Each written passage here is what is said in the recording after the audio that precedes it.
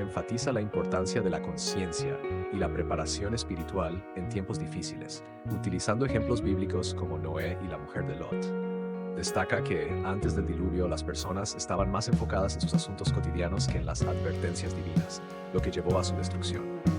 Advierte que podríamos estar en el último tiempo, señalando el cumplimiento de profecías, especialmente en relación con Israel. Concluye subrayando la necesidad de estar vigilantes y preparados, recordando la advertencia sobre la mujer de Lot. Yo tengo la sensación, y permítame que a lo mejor me equivoque con lo que voy a decir, pero yo tengo la sensación de que no somos conscientes del tiempo que estamos viviendo.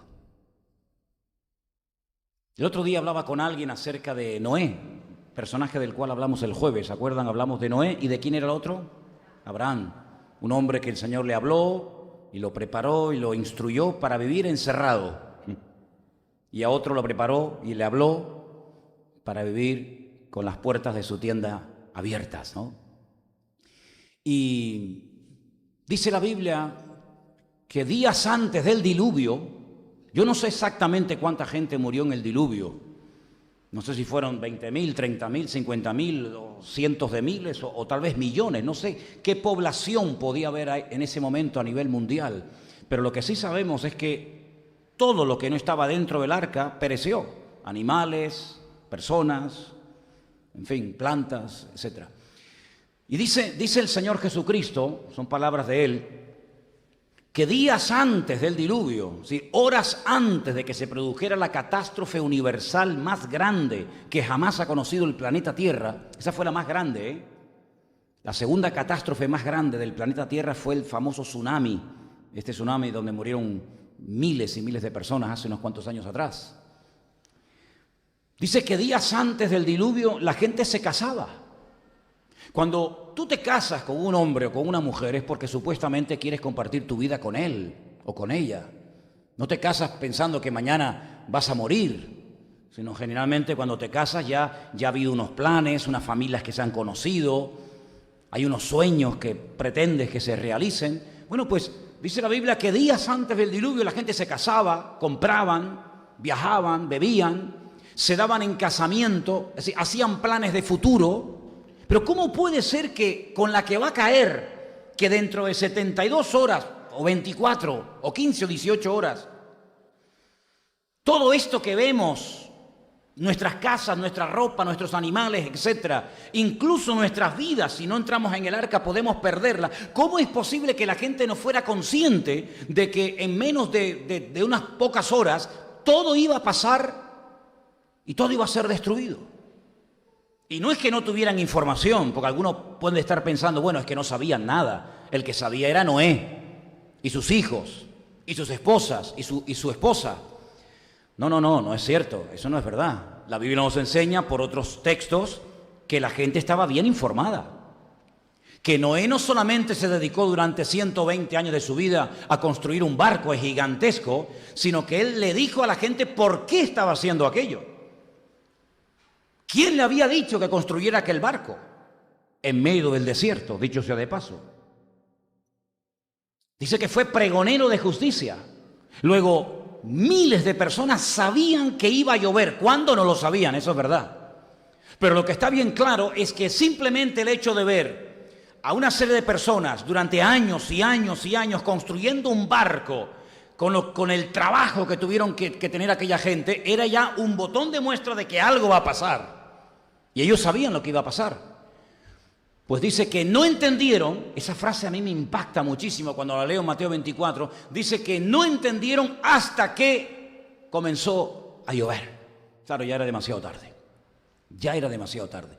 Bueno, pues mira tú qué curioso que el Señor Jesucristo, cuando le dice a sus discípulos lo que va a pasar en los tiempos futuros, al final de los tiempos, Él en ningún momento menciona, por ejemplo, a Abraham.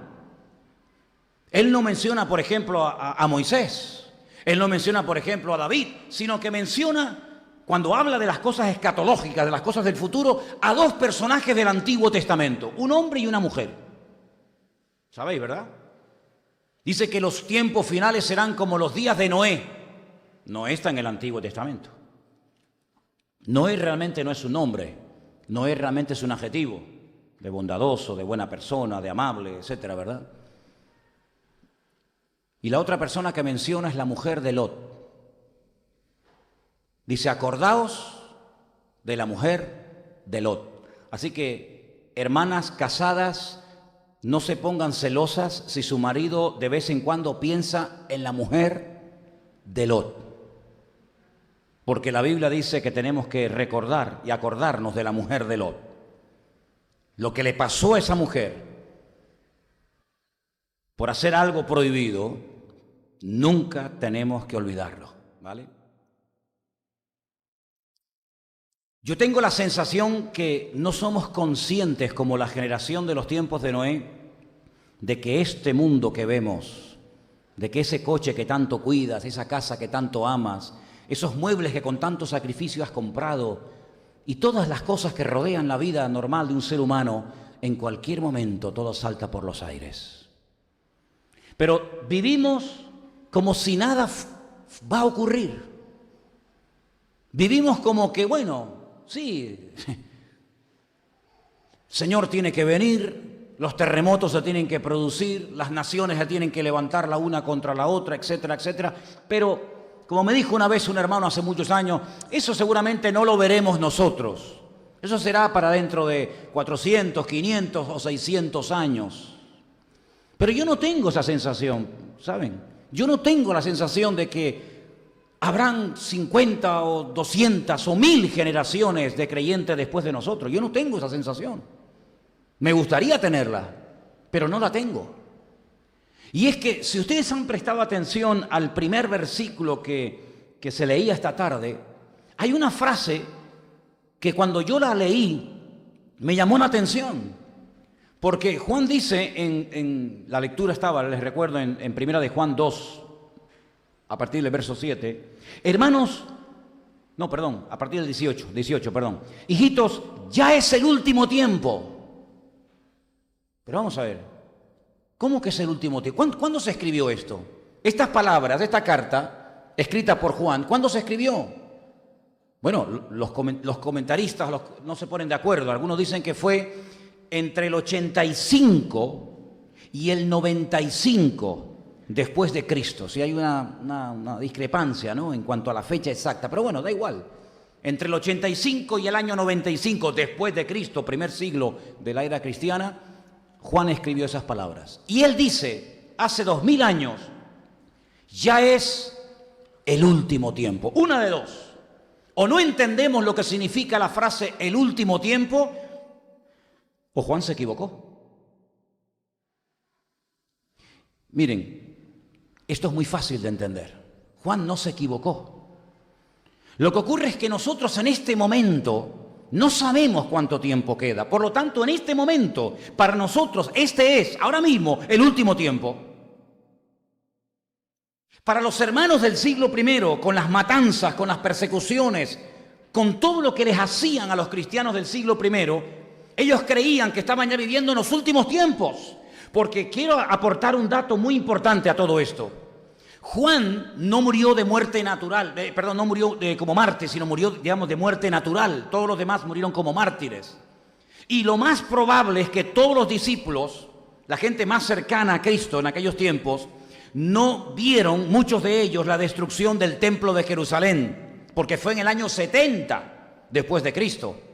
Pero este hombre que casi tiene 100 años de edad, cuando escribe el último libro de la Biblia, el Apocalipsis, él sí tenía conocimiento, él sí tenía constancia de que el templo ya no existía.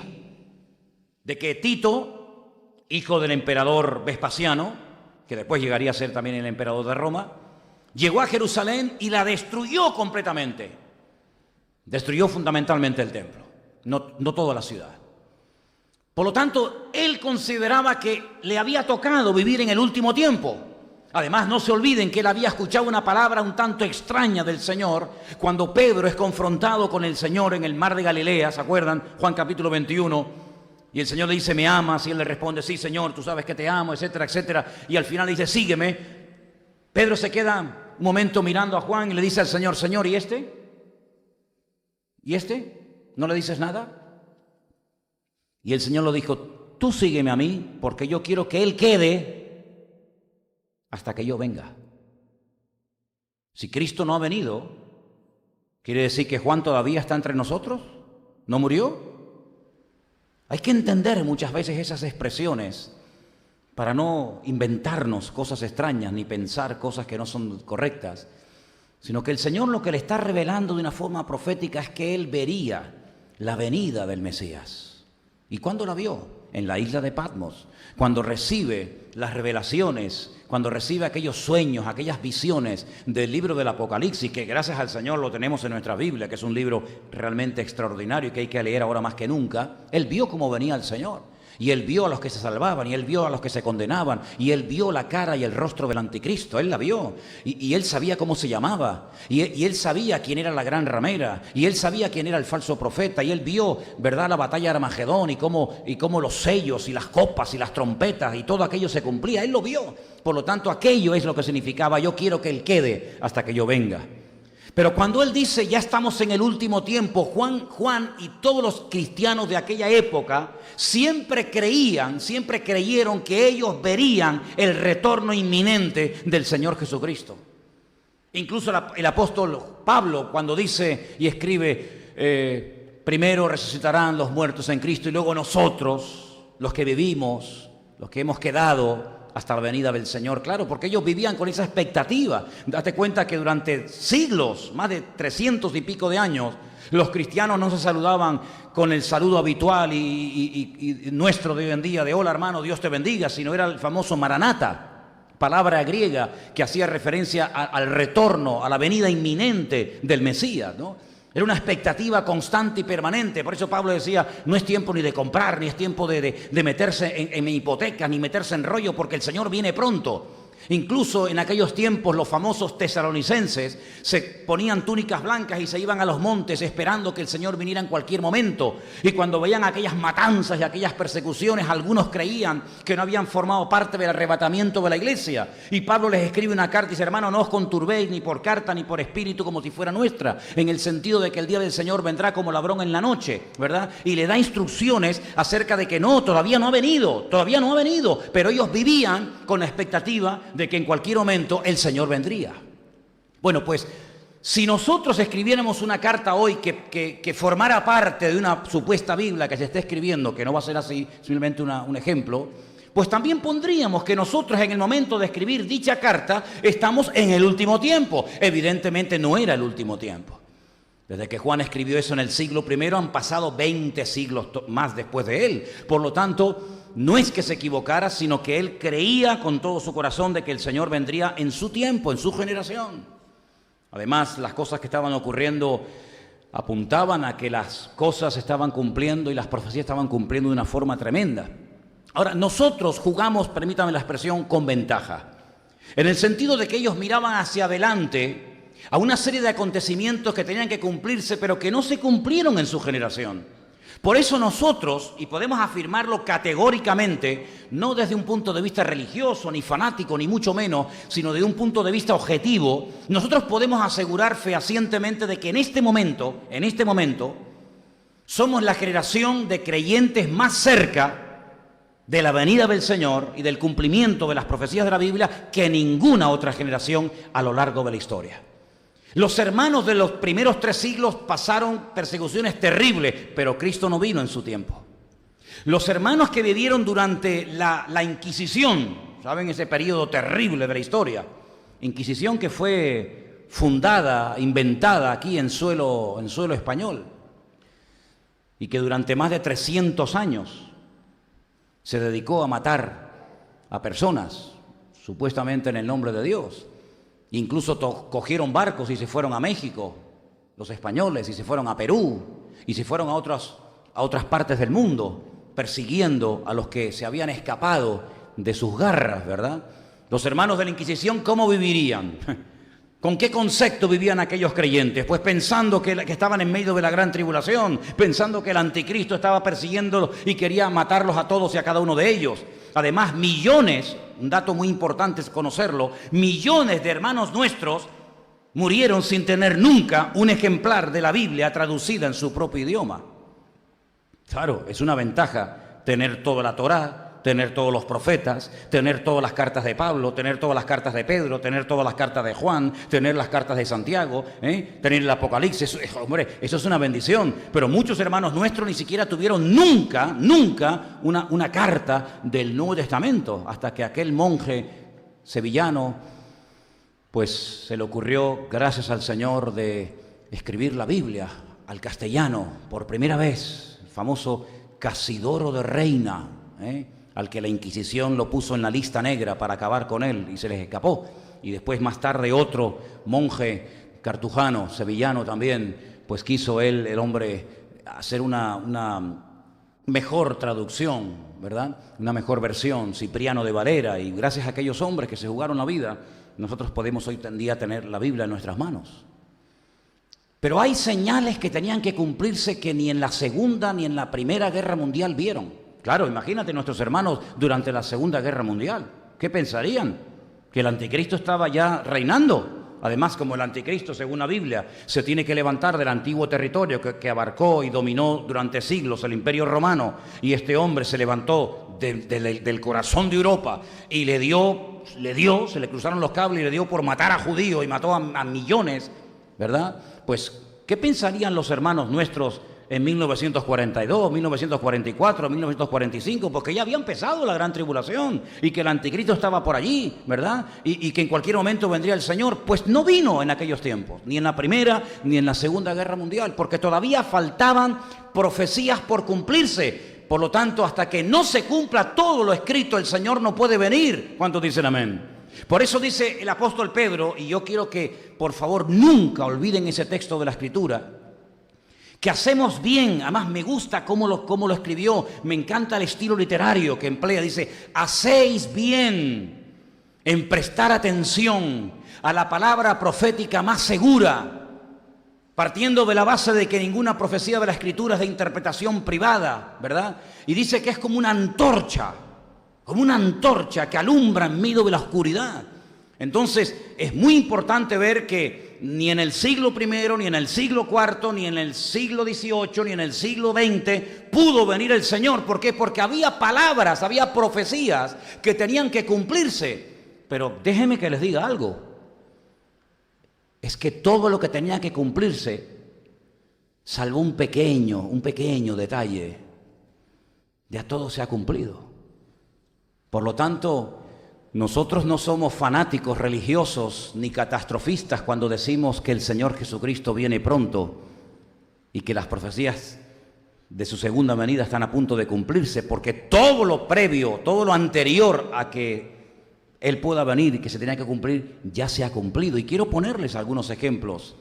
Y vamos a ir al libro por ejemplo, de Isaías. En el libro de Isaías, concretamente en el capítulo 11, Isaías capítulo 11, el versículo 12 dice, Isaías capítulo 11, versículo 12, y levantará pendón a las naciones, y juntará los desterrados de Israel, y reunirá a los esparcidos de Judá de los 4 confines de la tierra. Y se disipará la envidia de Efraín, y los enemigos de Judá serán destruidos. Efraín no tendrá envidia de Judá, ni Judá afligirá a Efraín. Esa palabra de que el Señor reunía a todo su pueblo sobre los 4 confines de la tierra no se había cumplido en la Segunda Guerra Mundial. Los judíos ni siquiera tenían país. No tenían un lugar donde poder vivir tranquilos y seguros. No existía el famoso Estado de Israel. Por lo tanto, no podía venir el Señor en aquellos tiempos. Por eso cuando hay creyentes que con toda su bondad y con toda su buena intención me dicen, hermano, es que Cristo puede venir mañana. Le digo, no puede venir mañana. Y a veces yo he ido a iglesias y a lugares a dar enseñanzas sobre el tema de Daniel y Apocalipsis y le digo, hermano, mire, durante toda esta semana que vamos a estar estudiando con detenimiento las profecías escritas por Daniel y las profecías escritas en el Apocalipsis y en Ezequiel y en otros capítulos, nos indican nos indican el tiempo en el que estamos. Y yo les digo a los hermanos, durante toda esta semana que yo voy a estar aquí con ustedes, no se preocupen, no va a venir el Señor. Y me dicen, hermano, ¿cómo se atreve? Digo, bueno, hagamos algo. Si al final de la semana el Señor no ha venido, tuve razón. Si el Señor al final de la semana o en medio de la semana de clases vino, pues te pediré perdón en el cielo, me equivoqué. Es decir, la Escritura se escribió para algo. No se escribió para que andemos en la ignorancia, en la oscuridad más absoluta, sino para que estemos velando y orando. Yo puedo asegurar categóricamente que en este momento no va a venir el Señor. No va a venir en este culto el Señor a buscarnos a ninguno de nosotros. Y si nos fuimos durante el culto y fuimos arrebatados, pues me equivoqué. Pero si cuando yo termine el culto todos seguimos sentados aquí en este salón, no me equivoqué. Porque hay palabras de la Escritura que nos indican cuánto tiempo falta. Nadie puede decir el día y la hora, por favor, faltaría más. Pero sí podemos saber por las señales de los tiempos cuánto falta y cuánto no falta, en qué momento del cronómetro, del reloj de Dios nos encontramos. Seguimos en Isaías, capítulo 27, fíjense qué cosa tan interesante, el mismo libro de Isaías. Ahora el capítulo 27, versículos 12 y 13. Acontecerá en aquel día que trillará el Señor desde el río Éufrates hasta el torrente de Egipto. Vosotros, hijos de Israel, seréis reunidos uno a uno. Acontecerá también en aquel día que se tocará con gran trompeta y vendrán los que habían sido esparcidos en la tierra de Asiria y los que habían sido desterrados a Egipto y adorarán al Señor en el monte santo. ¿Dónde? En Jerusalén. No podían hacer eso en la Edad Media. Durante siglos tuvieron prohibida. Incluso cuando los ingleses, antes de entregar la tierra, ¿verdad?, en el año 1948, concretamente en mayo, tenían prohibido el acceso de los judíos al monte del templo. No podían acercarse allí, ni siquiera orar. Por eso el barrio judío construían las casas bien en alto para que pudieran ver a lo lejos el monte Moriah, donde están las explanadas de las mezquitas, porque no tenían acceso. A esas zonas le pertenecían a lo que la Biblia llama Moab, en el idioma moderno, a Jordania, de un semáforo que tenemos allí, ¿verdad?, cerca de la casa donde nos quedamos, pues de ahí para abajo no se podía pasar, era otro país, era Jordania. Hasta que en 1967, en la famosa guerra de los 6 días, o de los 7 días, pues se pudo conquistar y reunificar otra vez a la ciudad. Por lo tanto, os dais cuenta como si no se cumplen ciertas y determinadas cosas, tenemos que estar expectantes, tenemos que estar tranquilos, sabiendo que todavía el Señor está dando un margen de tiempo para que la gente proceda al arrepentimiento. Jeremías ratifica lo que estoy diciendo, capítulo 31, Jeremías 31, versículo 8. He aquí, yo los hago volver de la tierra del norte. Bueno, coja un mapa, trace una línea recta desde Israel hasta el norte, a ver con quién se encuentra por el camino, a ver a qué país se refiere el profeta Jeremías, de la tierra del norte. ¿Saben cuántos millones de judíos vinieron en los últimos años de la tierra del norte? Yo los reuniré de los fines de la tierra y entre ellos vendrán ciegos, cojos, la mujer que está encinta y la que dio a luz juntamente, en gran compañía volverán acá. Irán con lloro, mas con misericordia los haré volver y los haré andar junto a arroyos de aguas, por camino derecho en el cual no tropezarán, porque soy a Israel por padre y Efraín es mi primogénito. Seguimos en Jeremías capítulo 32, pasamos la página, verso 37, y dice así la Escritura, Jeremías 32, 37. He aquí yo los reuniré de todas las tierras a las cuales los eché con mi furor y con mi enojo e indignación grande. Los haré volver a este lugar y los haré habitar seguramente. Y me serán por pueblo y yo seré a ellos por Dios. Y hermanos, podríamos estar aquí hasta fin de año leyendo profecías y profecías de Isaías, de Jeremías, de Ezequiel, etcétera, etcétera, de cómo el Señor les prometía a este pueblo que algún día volverían otra vez a su tierra. Ahora, cuando el templo fue destruido en el año 70 después de Cristo, fue una catástrofe. Ya el Señor había dado un protocolo, o sea, la palabra protocolo, ¿no? Cuando hay un accidente hay que activar el protocolo, ¿no? Cuando hay un terremoto hay que activar el protocolo. Bueno, el protocolo de lo que tenían que hacer y de lo que no tenían que hacer, ya el Señor se lo dio detalladamente, claramente, en palabras que tenemos registradas en el capítulo 24 de Mateo y en el capítulo 21 de Lucas. Ellos sabían, si por casualidad están cerca de la ciudad de Jerusalén y ven que las tropas romanas asedian la ciudad, el que esté en el campo, que no entre en la ciudad. El que esté en la azotea, no se le ocurra bajar para coger algo de ropa y salir corriendo. Les dio instrucciones concretas y específicas. Los que no huyeron fueron masacrados, cientos, miles fueron crucificados, kilómetros y kilómetros de gente crucificada. Pero muchos cristianos lograron salvar la vida porque el Señor les había dicho no estén ese día en aquel lugar. Incluso les dice, y ay de las que estén en cinta, y oren para que vuestra huida no sea en invierno. Les dice el Señor, ¿verdad? Y les habla de la higuera, y les habla acerca de la abominación desoladora, y les da un montón de detalles, un protocolo para saber cómo actuar en casos de emergencia. Yo estaba pensando en estos días, ¿no creen que sería bueno como iglesia tener un protocolo de emergencia por lo que pueda ocurrir? Piénsenlo, piénsenlo. Otra de las señales que veríamos, aparte del retorno del pueblo de Israel a su tierra, a su país, sería un milagro que muchos han querido imitar, pero no lo van a poder imitar nunca, porque esa palabra profética dada por el profeta Isaías en el capítulo 66 de su libro se refería única y exclusivamente a este pueblo. Y ustedes van a escuchar este texto y ahora les voy a decir dónde está. Presten atención, por favor, a este versículo, es tremendo. Y esto ya se ha cumplido. ¿Quién oyó cosa semejante? Claro, como la de arriba tiene los apuntes míos, ella va siguiendo, y aunque yo no le dije que lo pusiera, lo puso. Ponlo. Yo sé que te dio la tentación. Ya caíste en tentación, ya sigue, ya no.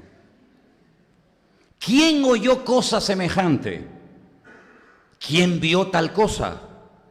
¿Concebirá la tierra en un día? ¿Nacerá una nación de una vez? Este es el versículo favorito de Puigdemont. Sí.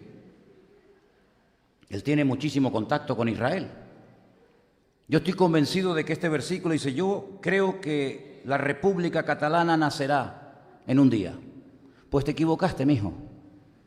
La República Catalana no nacerá nunca. Nunca. Esa es la gran frustración. La nación, la única nación de la historia de la humanidad que nació en un día. Hoy no existía, mañana existe. En un día fue el Estado de Israel. 4:30 de la tarde, 18 de mayo de 1948. Si Dios quiere, el próximo año, a esa hora y ese día, yo estaré con un grupo de hermanos en Israel. Porque no me puedo perder esa fecha el próximo año. Porque curiosamente son los 70 años de la independencia del Estado moderno de Israel. En un día, hermanos. De ser un pueblo perseguido y masacrado por todas partes. Aquellos que le persiguieron pasaron a la historia y desaparecieron. Y aquellos que eran perseguidos pasaron a la historia como un pueblo que milagrosamente nació en un día, en menos de 24 horas. ¿Qué te parece? Así que estas señales proféticas nos tienen que abrir los ojos. Y nos tienen que dar la seguridad de que las palabras escritas en la palabra del Señor se han ido cumpliendo con una exactitud matemática. A pesar de que las probabilidades decían que era imposible que tal cosa ocurriera, aunque el Señor profetizaba a través de sus siervos, los profetas, e iban en contra de toda probabilidad de cumplimiento, las palabras se cumplían, porque lo que es imposible para los hombres es posible para Dios. ¿Cuántos dicen amén? ¿Sí? ¿Cuántos dicen amén? Ok. El cambio climático. ¿Cuántas veces hemos oído hablar del dichoso cambio climático? Y la pregunta es, ¿habéis notado algo en el clima o todo está siempre igual? No cabe la menor duda de que el clima está cambiando de una forma tremenda. ¿Se acuerdan el último invierno? El último invierno que tuvimos, donde nevaba, donde llovía cántaros, ciudades donde nunca había nevado, en el sur de España. ¿Y qué pasaba en el norte? La gente estaba en la playa, en San Sebastián, en Santander, en Galicia, en Bilbao, por todas esas zonas, la gente en mangas de camisa. Es como si al mapa le hubieran dado la vuelta. El norte lo pusieron en el sur y el sur lo pusieron en el norte. ¿Qué te parece? ¿Habla la Biblia de cambio climático? ¿Habla la Biblia de que en los últimos tiempos la tierra va a ser sacudida? Incluso esto va a producir temor y angustia en las poblaciones mundiales. Sí, todo lo dice la Biblia. Lucas 21, más claro agua. Lucas capítulo 21, versículo 25 dice, presta atención, habrá señales en el sol, en la luna y en las estrellas. El sol, la luna y las estrellas. En la tierra, angustia de las gentes, confundidas a causa del bramido del mar y de las olas. Esto es una palabra profética dicha por el Señor hace 2000 años, que la gente llegaría a un momento que estarían angustiadas, confundidas, turbadas, aterrorizadas por ver las señales en el sol, en la luna, las estrellas, en el mar, desfalleciendo los hombres por el temor y la expectación de las cosas que les sobrevendrán a la tierra, porque las potencias de los cielos serán conmovidas. Qué palabra tan interesante, ¿verdad? ¿Sabes lo que dice el profeta Joel? El sol se convertirá en tinieblas y la luna en sangre antes de que venga el día grande y espantoso del Señor. Otra vez menciona el sol, menciona la luna como señales proféticas de los últimos tiempos. Y Pedro aún va más allá. Pedro da una información impresionante en la segunda carta que nos deja, segunda de Pedro capítulo 3, versículos del 7 en adelante, versículos muy interesantes que quisiera leerles. Segunda de Pedro capítulo 3, versículo 7. Los cielos y la tierra que existen ahora están reservados por la misma palabra, están guardados para el fuego en el día del juicio y de la perdición de los hombres impíos. El cielo y la tierra fue destruida por el agua. En los últimos tiempos el cielo y la tierra serán destruidos por el fuego, dice la Biblia. La palabra cielos en hebreo, ¿cómo se dice? Hashamayim. Hashamayim, los cielos y la tierra. Es la unión de la palabra mayim, agua, esh, fuego. ¿Cómo se dice en hebreo cielos? Fuego, agua. Sería la traducción más literal. Fuego, agua. Pero ¿cómo pueden convivir el agua y el fuego cuando son antagónicos una cosa a la otra? Si le echas agua al fuego, lo apagas. Pues la palabra cielos es la combinación de la palabra agua y de la palabra fuego en hebreo. Y ja es el artículo, el cielo o los cielos. Y vemos que del cielo en los últimos tiempos, según el comportamiento, según la conducta de los seres humanos en la tierra, o cae agua, lo cual es una bendición, o cae fuego, lo cual es una forma de juicio, una manifestación de la ira de Dios. Y sigue diciendo el apóstol Pedro en el versículo 7. Estamos en segunda de Pedro, ¿verdad? Segunda de Pedro 3, versículo 7. Versículo 8 ahora. Oh amados, no ignoréis esto, que para con el Señor un día es como 1000 años, y 1000 años es como un día. Él dice que los elementos se derretirán. Dice que las piedras, los elementos serán derretidos. ¿Sabes la temperatura tan grande, tan elevada que tiene que haber para que se derritan las piedras, los montes? Pues eso está escrito en la palabra de Dios. Así que tenemos las señales que tienen que ver con el pueblo de Israel, el retorno a su tierra, el retorno a su país. Cómo volverían otra vez las fuentes de las aguas, cómo volvería a reverdecer el desierto. Es curioso, los árabes trataban de plantar y trataban de reverdecer el desierto y no crecía nada. En cuanto llegó el pueblo de Israel a su tierra, sembró y aquello es un vergel, un Edén. Plataneras en medio del desierto. ¿Cómo puede ser eso cuando el plátano es una de las plantas que más agua necesita para poder vivir y estar verde? Pues ha conseguido y los niños volverían a correr, y jóvenes, y ancianos. Todo eso estaba escrito en la palabra y se ha cumplido. Cambio climático, señales en los mares, en los animales, en el sol, en la luna, en las estrellas. Pero también el Señor dice que en los últimos tiempos habría naciones que iban a tener en jaque al mundo con sus amenazas. Tenemos, por ejemplo, a una nación que se ha conjurado y que ha dicho que sí o sí, nada va a detener que en menos de 25 años Israel pase a la historia como un pueblo que existió, pero que nunca más volverá a existir. Lo han dicho, continuamente lo están diciendo sus generales, su presidente, etcétera. Que en menos de 25 años, cuando ellos ya tengan todo su arsenal nuclear preparado, el primer objetivo será no atacar, sino arrasar, borrar de la faz de la tierra a Israel, y no quedará ni un solo judío sobre la faz de la tierra. Y continuamente lo está diciendo Irán, son amenazas, guerras o rumores de guerras, cosas que pueden ocurrir, cosas futuribles. Sabemos que por supuesto no va a ocurrir. Israel es el pueblo de Dios. El que destruye a Israel demuestra que Dios no existe o que Dios simplemente es un mentiroso.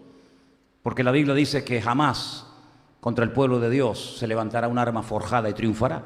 ¿Se dan cuenta? Pero a pesar de eso amenazan. ¿Qué les parece de las amenazas? Como dice mi sobrino del Chin-Chan. Él lo llama el Chin-Chan. Me dice, tío, ¿tú qué opinas de Chin-Chan? Y digo, ¿quién es ese? Dice, el de Corea. Digo, el de Corea del Norte. Oye, es una tentación tener armamento nuclear y no tocar nunca el botón, Es una tentación, pero vamos a ver, algunos me dicen, ¿tú crees que apretará alguna vez un botón? Digo que si lo creo, estoy completamente convencido. ¿Y en qué te basas? Te voy a decir en qué me baso. Me baso en lo siguiente. El hombre, cuando era perfecto, con una comunión con el Señor extraordinaria, la presencia del Señor estaba con él. El Señor le dice a Adán y le dice a Eva, no coman de este árbol. No habían pecado, no tenían esa maldad que el ser humano a consecuencia del pecado lleva dentro, ¿verdad? Eran santos, eran perfectos, pero eran libres, con libre albedrío. Si no serían máquinas, si no serían robots.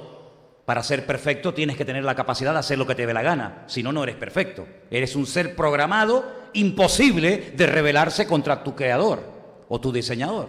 Por lo tanto, para ser perfecto me tienes que dejar pecar, si no, porque la palabra tamid, perfecto, en hebreo es completo.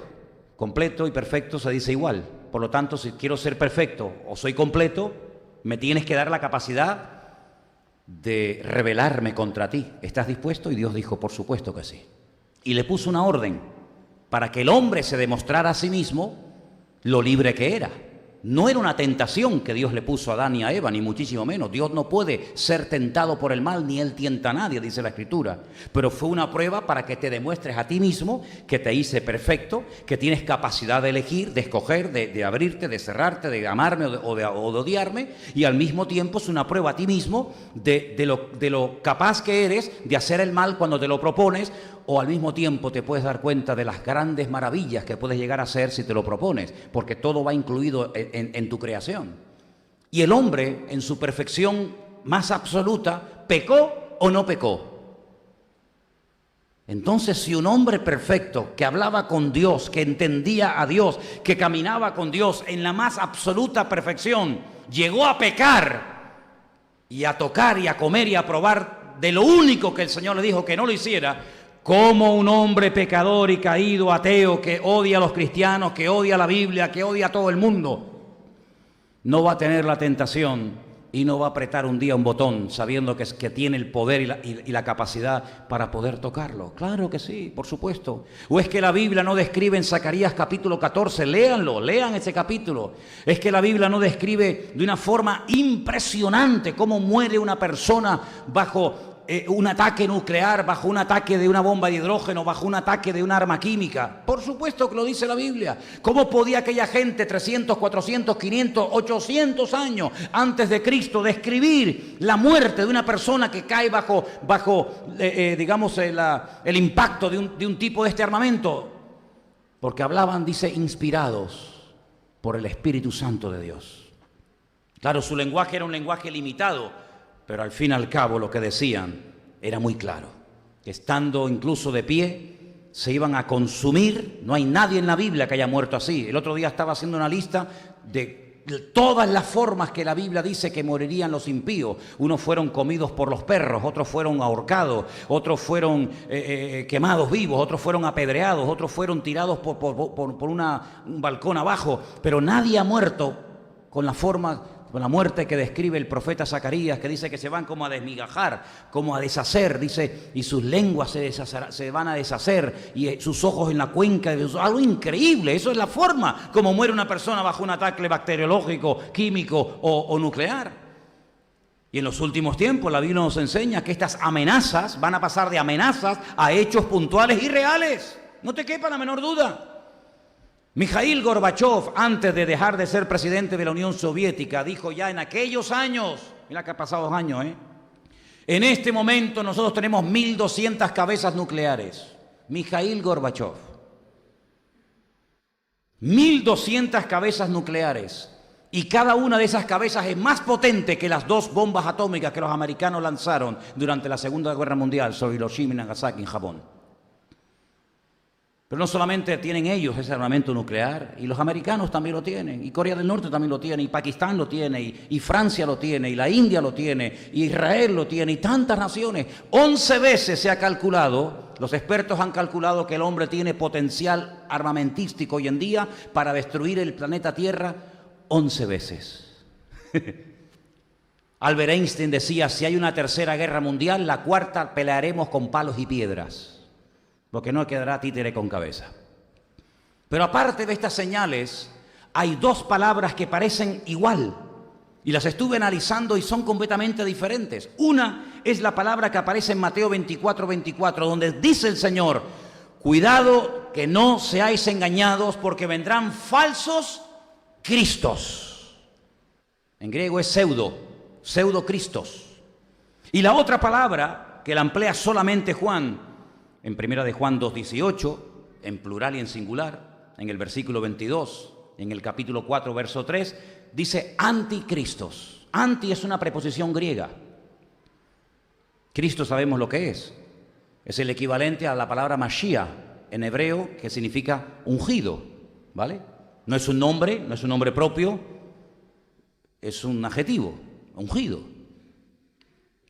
Pues el Señor dice que en los últimos tiempos vendrían 2 tipos de personas, unos que serían falsos cristos y vendrían también, Juan dice, anticristos.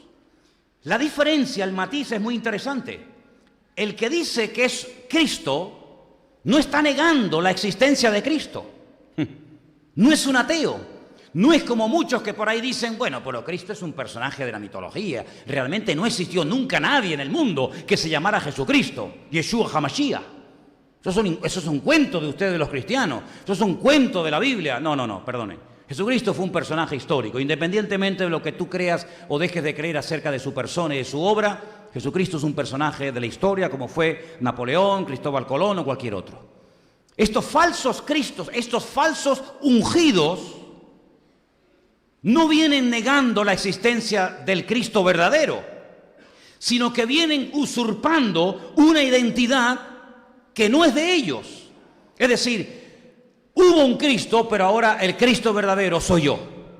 Luego, no son ateos que, repito, tiran por tierra su existencia, sino que se hacen pasar por un pseudo Cristo. Y en este momento, si no recuerdo mal, hay como 7. El último que se ha levantado diciendo que es Cristo es un ex policía de la Unión Soviética de unos 30 y pico de años, que por cierto tiene un harén de mujeres impresionantes, y dice que él es Jesucristo. ¿Qué te parece? Habría que crucificarlo, Habría que crucificarlo y esperar 3 días a ver si resucita. Pero bueno, dejémoslo ahí. Sin embargo, estos falsos cristos, estos falsos ungidos, cuidado, porque no solamente se refiere al hecho de que vendrán personas haciéndose pasar por el Jesucristo, el ungido verdadero, sino que apunta a algo más. Cuidado, la Biblia siempre apunta a algo más. Hay un mensaje cercano y un mensaje, digamos, en la lontananza, en lo distante, ¿no? Algo a corto y a largo plazo. falsos ungidos. No solamente personas que se hacen pasar por la figura de Cristo, sino personas que se mueven y actúan y ministran bajo falsas unciones del Espíritu Santo. Y esto es para el que sea entendido en la palabra. Porque dice Pablo en una de las cartas que le escribe a un pastor, hay cartas que se escribieron a personas, hay cartas que se escribieron a iglesias y hay cartas que se escribieron a pastores. Y una de esas cartas que se escribió a un pastor, la escribió Pablo a un joven pastor llamado Timoteo, pastor de la iglesia central, de la iglesia madre de Éfeso, y le dice, el Espíritu dice claramente que en los postreros días algunos apostatarán, o muchos apostatarán de la fe, escuchando a espíritus engañadores, y le da instrucciones acerca de cómo reaccionar y de cómo prevenirse ante estos falsos ungidos.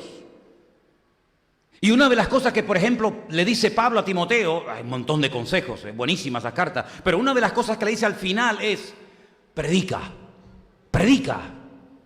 la palabra, con ganas y sin ganas, a tiempo y fuera de tiempo.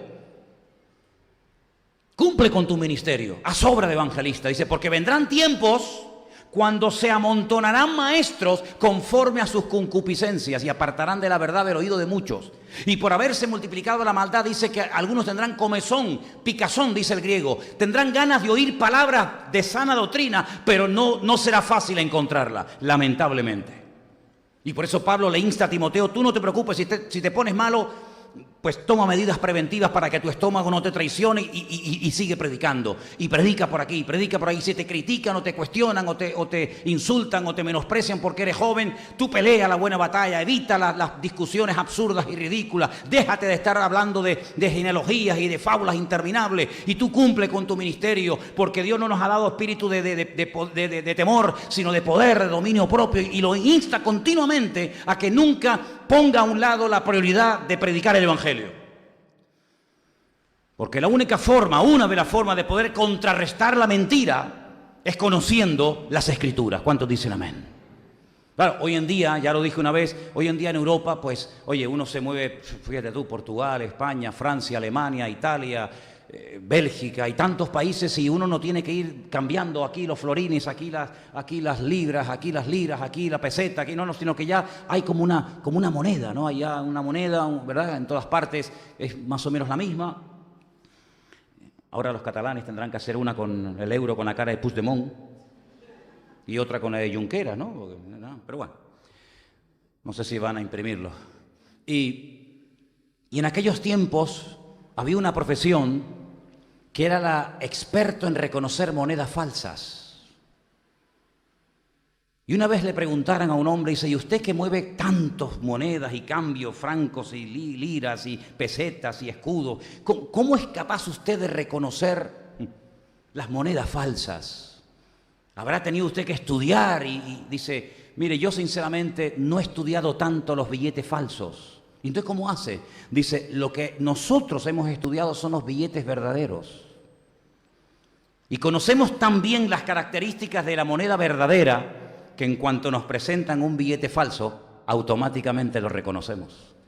Si yo me pego la vida estudiando lo falso y no lo verdadero, ¿cómo sabes si lo que tienes en tus manos es verdad o es mentira? Muchos años yo me dediqué a estudiar las sectas. Me aburrí. Me terminé aburriendo. Porque aparte de que son muy aburridas, claro, te metes a estudiar a Zoroastro, te metes a estudiar a los Hare Krishna, te metes a estudiar a los budistas y sales loco como una cabra. No sabes si tocarte la barriga, si ponerte gordo, si dejarme calvo, si cruzar así, si hacer así, si es un lío en la cabeza. Entonces, lo que comencé a estudiar fue al verdadero, porque la Biblia dice que Cristo es el verdadero. Él dijo, yo soy el camino, yo soy la verdad y yo soy la vida. Y claro, lo conozco ya también, que en cuanto veo algo que es falso, digo, esto no es de Dios. Pero no porque haya estudiado todo lo falso, lo cual sería por lo menos para mí a estas alturas de vida, imposible. Sino que lo que me he empeñado más bien es en conocer bien la verdad. Y cuando uno conoce bien la verdad, uno huele la mentira a kilómetros. porque la verdad le quita la careta, desenmascara al enemigo. ¿Cuántos dicen amén? Y una de las señales de los últimos tiempos son falsos cristos, falsos ungidos. Pero ¿dónde se quieren mover los falsos ungidos? ¿En el estadio aquí cuando juega el Tenerife? Los falsos ungidos son atraídos como los mosquitos cuando se enciende la luz. El otro día estaba pensando, algunos de ustedes dirán, mira las cosas que piensa este hombre, ¿no? Pues sí, venía yo de pasear a mi perro y venía pensando, digo, ¿cuántos habitantes hay en Santa Cruz? ¿Cuántos hay más o menos? 200 y pico mil. 200 y pico mil. ¿Cuántas calles hay en Santa Cruz? Cientos o miles. ¿Cuántos edificios? ¿Verdad? ¿Cuántas plazas? ¿Cuántas rotondas? Pues resulta de que de esos 200 y pico mil, un mosquito encuentra la calle Garcilaso de la Vega número 13. Se mete dentro de este salón inmenso, sube arriba a la habitación y en la oscuridad de la noche me encuentra a mí. 250.000 personas, miles de casas, miles de calles, y justamente el tío en la calle Garcilaso de la Vega me encuentra y en la oscuridad de la noche me chupa la sangre. Esto es alucinante, es increíble, ¿verdad? Pues ¿a dónde son atraídos los falsos cristos? Donde hay luz. ¿A dónde hay luz? No hay que llamarlos. Porque dice que entran para espiar nuestra libertad en Cristo Jesús. ¿Cuántos dicen amén? Porque al enemigo no hay que tenerle temor. Yo siempre lo he dicho. El enemigo nos tiene una envidia impresionante. Porque tienes el gozo que él nunca tendrá. Porque tienes la familia en Cristo que él nunca tendrá. Porque tienes la salvación y la paz y la bendición y la victoria que él nunca jamás podrá tener. Por lo tanto, cuando brillamos, porque somos la luz, dice el Señor, somos la luz del mundo, la luz del mundo, no solo la luz del barrio, somos la luz del planeta Tierra y la sal del mundo, dice la Escritura. Pues los falsos cristos son atraídos para seducir a las almas inconstantes, para llevarlos por doquier de todo viento de doctrina, por estratagema de hombre, que con astucia emplean las artimañas del error. Y por eso dice la Escritura que tenemos que fortalecernos en la fe. Y por eso vamos a tener un retiro la semana que viene, esta semana, Dios mediante, para que cuando vengan los mosquitos no nos piquen. ¿Cuántos dicen amén? Pero luego vendrán los anticristos, y esto ya es otro tema, amigo. Porque el falso Cristo apela a un Cristo verídico que existió y que él quiere ser ese Cristo. Por lo tanto, no son ateos, son pseudo creyentes. Respetan la figura de Cristo. No son falsos budas, no son falsos krishnas, no son falsos confucios, sino son falsos cristos, porque les atrae tanto la figura de Cristo, la obra de Cristo, que quieren ser como él, pero para lo malo, para traer perdición a sus vidas. Pero los anticristo es diferente, porque esa preposición anti significa contra o en lugar de. Es decir, ese Cristo que vino, ese ungido que vino hace 2000 años, no era el verdadero soy yo. Y Juan, en la carta que hemos leído esta noche, dice que ese espíritu de anticristo, de querer ocupar en tu vida, en la iglesia, en tu familia, el lugar de Cristo, ese espíritu ya está suelto. Y en los últimos tiempos vendrá un personaje que uno de los títulos, o una de las características más bien que va a tener, es la de querer recibir adoración y reconocimiento y honor como si él fuera el verdadero Cristo. Ahora estaba haciendo una lista, aún no la he terminado, pero he estado haciendo una lista de nombres, títulos que recibirá este personaje en los últimos tiempos, el famoso anticristo. Cada uno de estos títulos tiene 2 o 3 versículos, no los voy a dar porque si no, no salimos nunca de aquí. Pero uno de los títulos que recibe este hombre en el Antiguo Testamento es el sanguinario. Derramará sangre como no te imaginas. Así como Dios demandaba sangre de animales en el Antiguo Testamento, este se realimenta con la sangre de los seres humanos. De hecho, estos que se explotan, estos yihadistas, dicen que para atraer al Mahdi, que es el Mesías musulmán, hay que derramar mucha sangre de infieles, porque hasta que no se derrame mucha sangre de infieles y de incrédulos, el Mesías de ellos no puede venir. ¿Qué te parece? Así que una de las características de este personaje siniestro del anticristo es que será un derramador de sangre como no te puedes ni imaginar. La Biblia lo llama el engañador. Y cuidado que no estoy hablando del diablo, estoy hablando de esta persona, de este líder político que aparecerá en breve en ese Parlamento Europeo en el que he estado recientemente. De ahí se levantará y de ahí hará de la suya. En otro texto de la Biblia se le llama el malo. En otro texto se le llama el angustiador. En otro texto se lo llama el hombre violento. Todo esto está avalado, repito, por textos bíblicos. El devastador, el cuerno pequeño. Si habéis leído el libro de Daniel, dice que se levanta un cuerno pequeño entre 10 y habla blasfemias. Ese cuerno pequeño es él. El príncipe que ha de venir, también se le llama. Un nombre muy interesante porque nos habla de su posible procedencia geográfica. El asirio. El asirio. Y dice la palabra que el asirio no entrará en mi ciudad. Ese es un texto muy bonito. Sabemos dónde va a morir. Lo leí el otro día. Dice, entre el valle de Megiddo y Jerusalén hay 90 kilómetros. Dice, en ese espacio hay preparada sepultura para él. El hombre despreciable, también se le llama. El hombre de pecado, el hijo de perdición, el inicuo, la bestia, el rey altivo de rostro. Y un título que encontré también referente a él es el desolador. Fíjate, todas las características, todos los nombres que te menciona la Biblia sobre este anticristo, que no lo conoció Pablo, no lo conoció Pedro, pero que en los últimos tiempos se levantará y dice la Biblia que el diablo hará algo que nunca ha hecho. Es que es increíble. Algo que nunca el diablo ha hecho, lo va a hacer con este personaje. Dice que le dará poder, eso ya lo ha hecho en otros momentos, le dará autoridad, eso también lo ha hecho con otros personajes, pero cuidado, dice, y le dará su trono. Poder, autoridad y trono. Ejércitos, dinero, apoyo militar, económico, de todo lo que quieras, incluso hasta espiritual. Porque dice que se levantará un pseudo cristianismo, que también la Biblia lo llama la bestia, que apoyará y le hará todo tipo de publicidad a este personaje siniestro.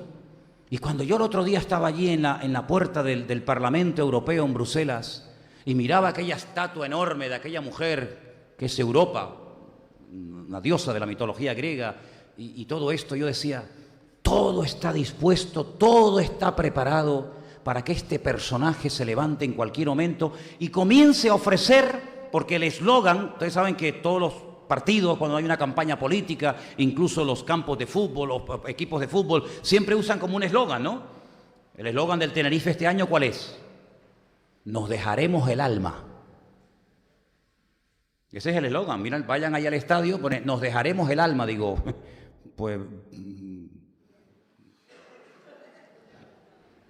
yo pondría otra cosa, pero dejar el alma, amigo, capaz que vas a morir en el campo, ¿no? Pero bueno. El eslogan del anticristo será paz y seguridad. Ese será el eslogan. Ahora, cuando se busca un eslogan, un lema, por ejemplo, ahora fortaleciendo la fe, es porque queremos apuntar a algo que nos interesa. Queremos fortalecer la fe, ¿sí o no?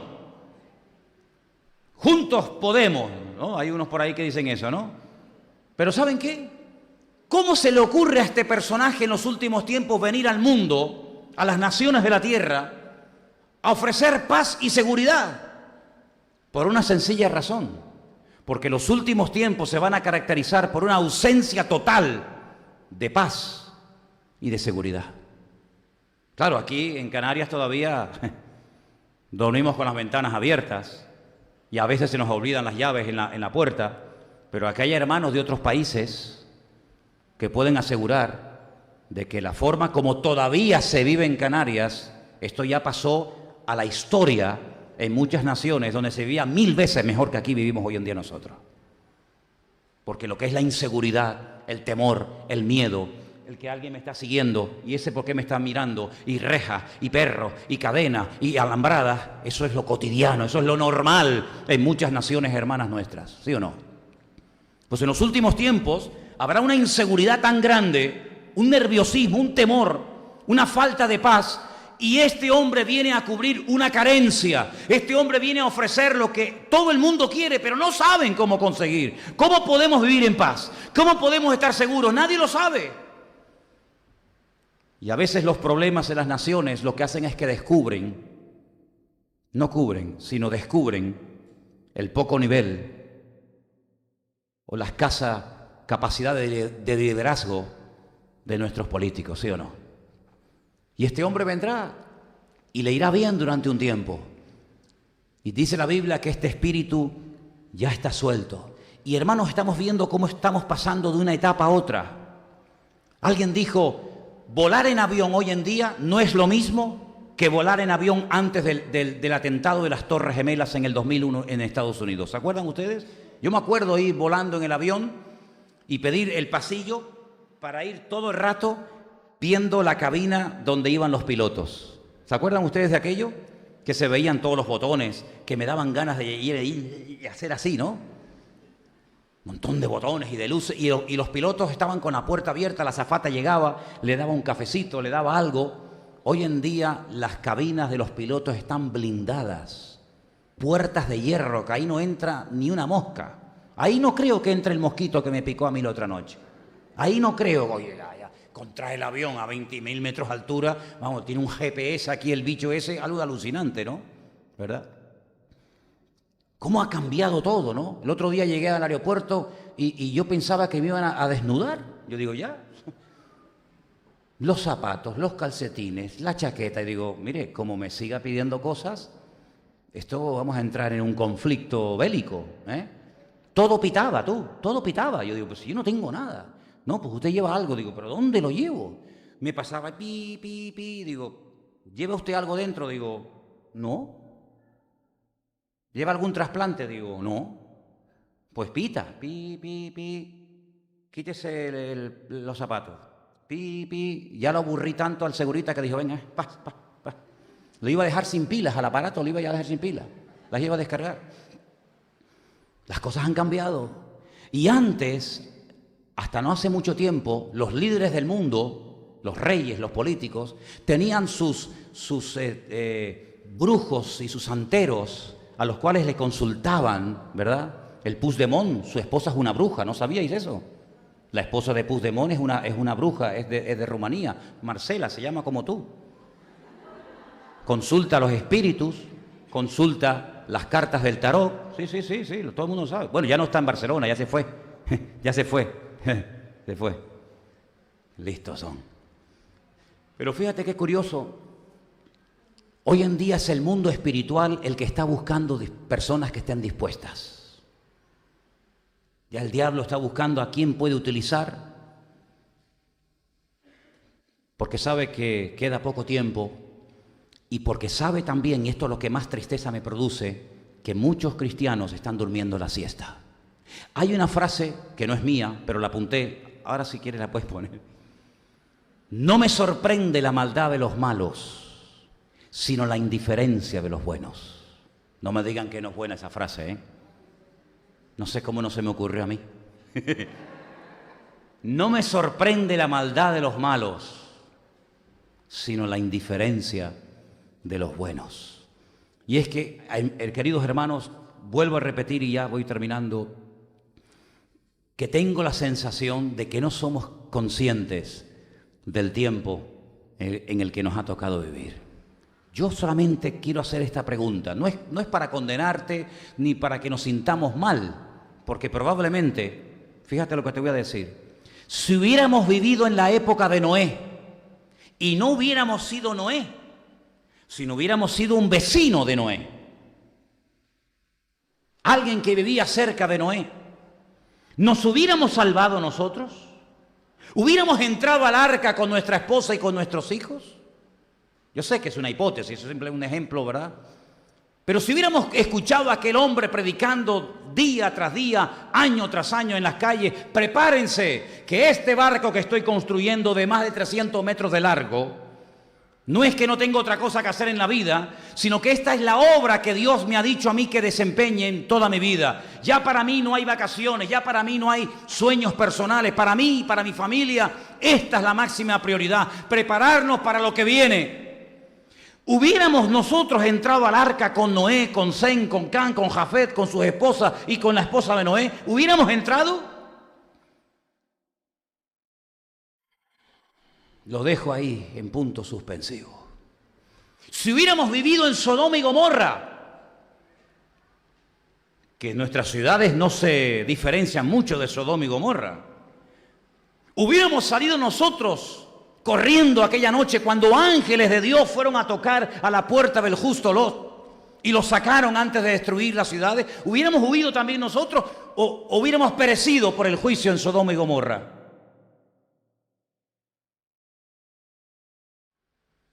Me da la impresión de que hay muchos creyentes que no son conscientes de todas estas cosas.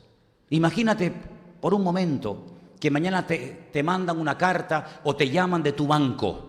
Lamentablemente todos tenemos que tener cuenta bancaria. A mí sinceramente no me gustaría para nada, pero el sistema, ¿verdad?, nos obliga muchas veces a tener, hasta para un móvil, hasta para cualquier detalle, una cuenta.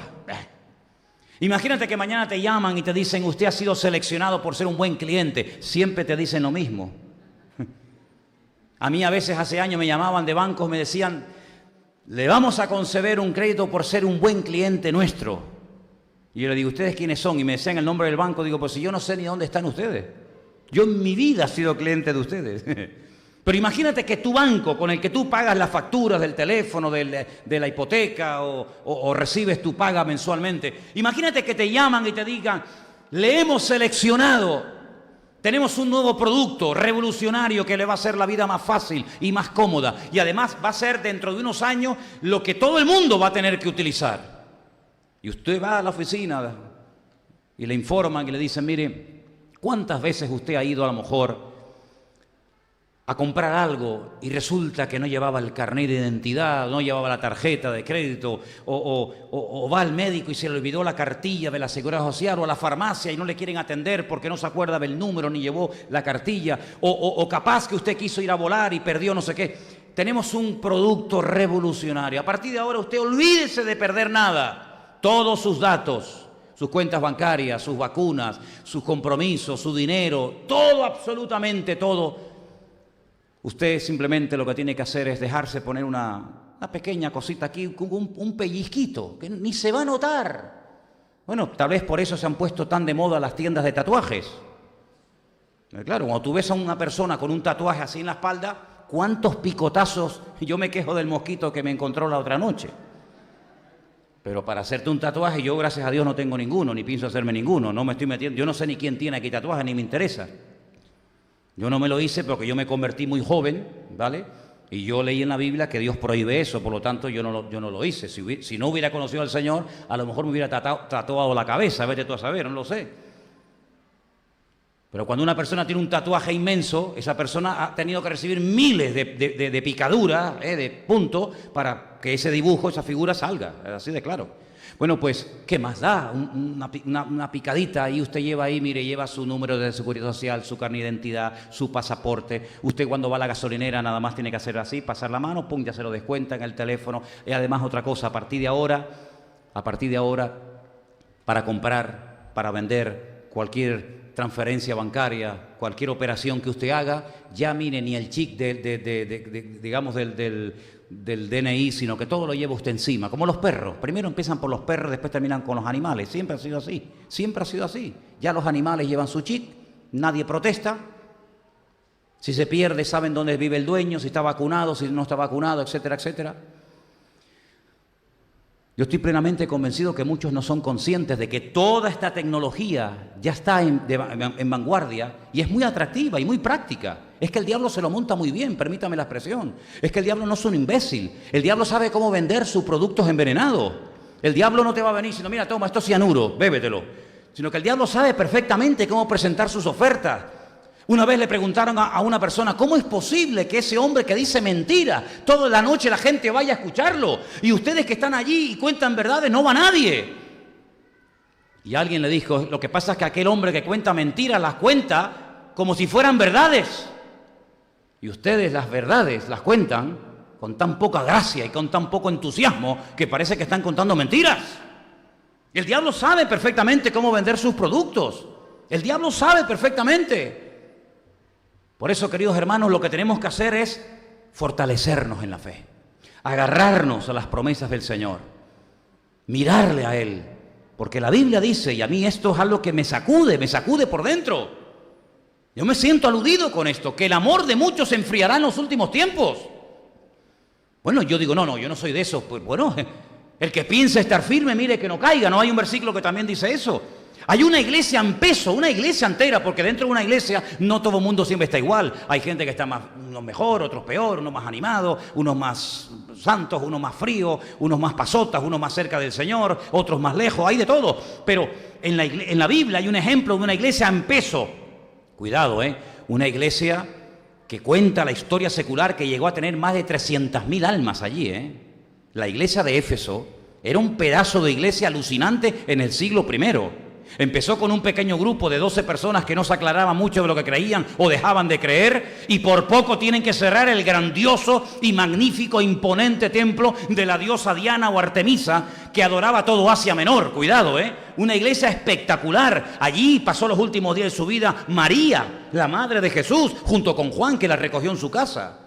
Allí era el pastor Pablo y después fue Timoteo. Allí estuvo Priscila y Aquila, allí estuvo Tito, allí estuvo Sila. Allí estuvieron los mejores predicadores de la época. Dice la Biblia que miles y miles de personas en la ciudad de Éfeso quemaban las cosas de los libros de brujería y se convertían a Cristo. Fue un avivamiento, un despertamiento espiritual sin precedente en todo el continente asiático.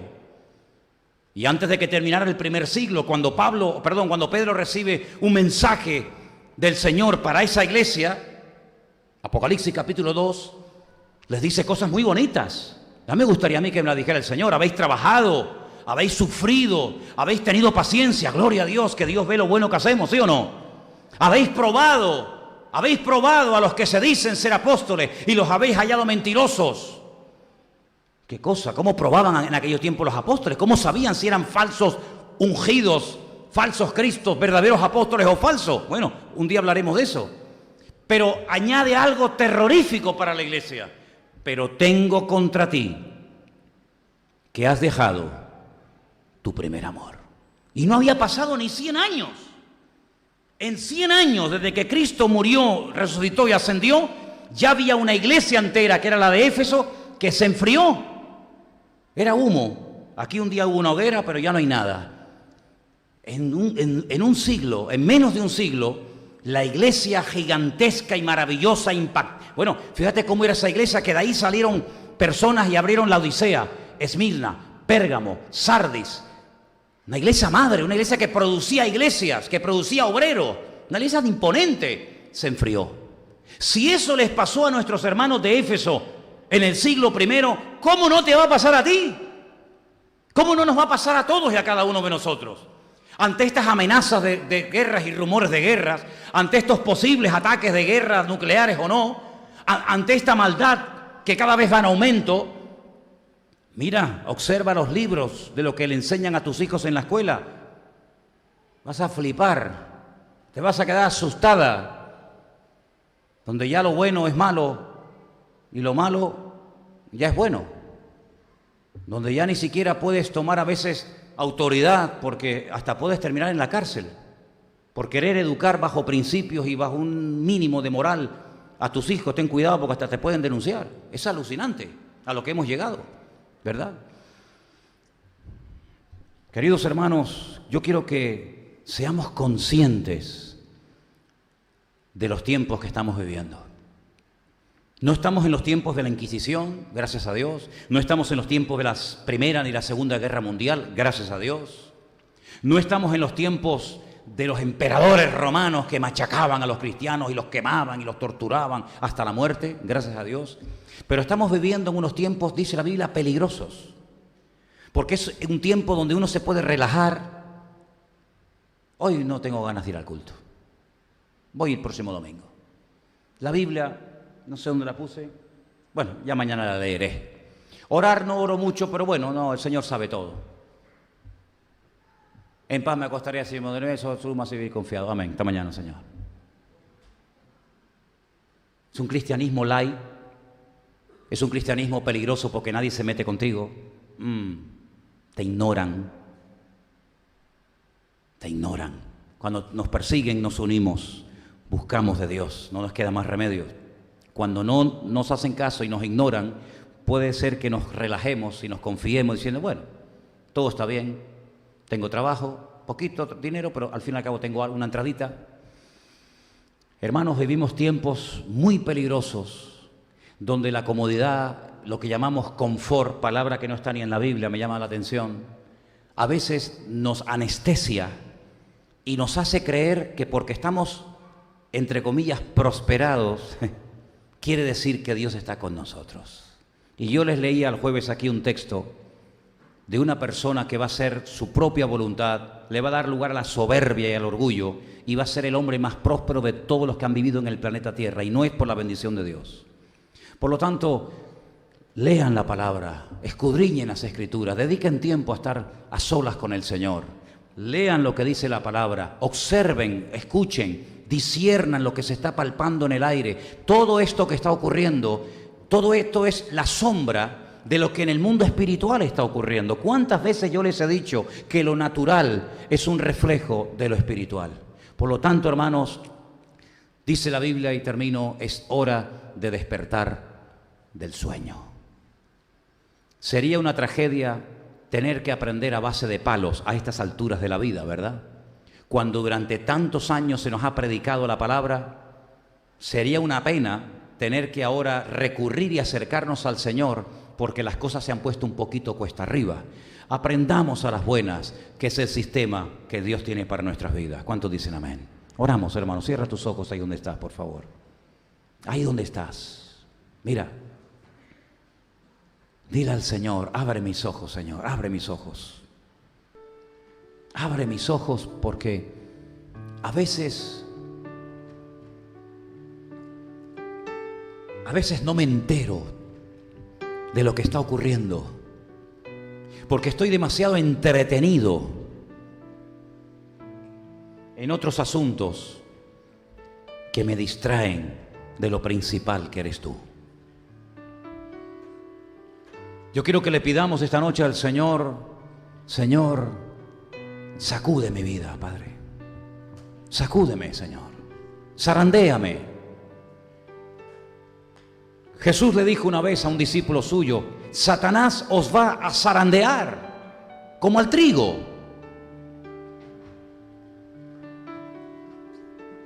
Pero yo he rogado por ti para que tu fe no te falte.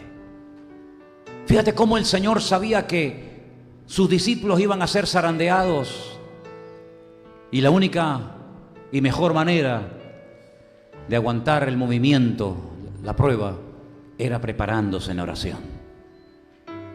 Señor, en esta noche te pedimos que tú prepares nuestros corazones y nuestras vidas para estos tiempos finales en los que nos ha tocado vivir, Señor, donde vendrán falsos cristos, donde vendrán anticristos, donde vendrán tantas y tantas calamidades a esta tierra. Y todo esto es principio de dolores, los dolores de parto que anuncian tu pronta venida. Ayúdanos, Señor. Oh, Señor, ayúdanos y abre tú nuestros ojos para que veamos las maravillas de tu palabra. Invito a la iglesia a que se ponga de pie en esta noche y vamos a ofrendar a nuestro Dios.